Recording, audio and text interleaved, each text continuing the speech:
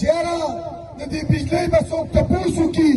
څوک پیغام وکړي خو هغه موږ ته پته نه وه چې خلکو صرف د عمران خان دپاره اوږ ورکړی او هغې دقه تمه دي چې بیا به د عمران خان په نوم باندې اوټ هلمه د بجلۍ والې تپوس کومه ملګرو څنګه چې موږ په دې احتجاج کار نه کېږي څنګه چې موږ لکه د کشمیر د خلکو راوتي نه دلته په اجاره کې موږ د پوک مصالحه سوې وه په موږ یې سیونټیا کړې وه پرون په کشمیر کې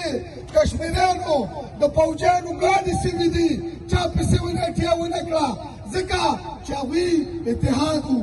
هغوی متفق وو او پښتنو په یو خبره اتفاق کړی چې موږ به اتفاق نه کوو په دې خبره صرف پښتنو اتفاق کړی باقي زموږ پښتانه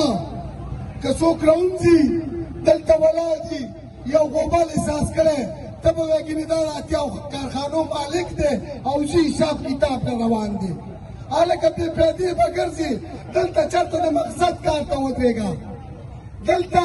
که موږ راوتي د دې لپاره راوتي او دې دوکاندارانو ته مه اپیل کومه چې دا دې غوغاړه دا ټوله د چاچا خان ده سبا که دوکانونه ورانېږي زه به درته ولاړ یم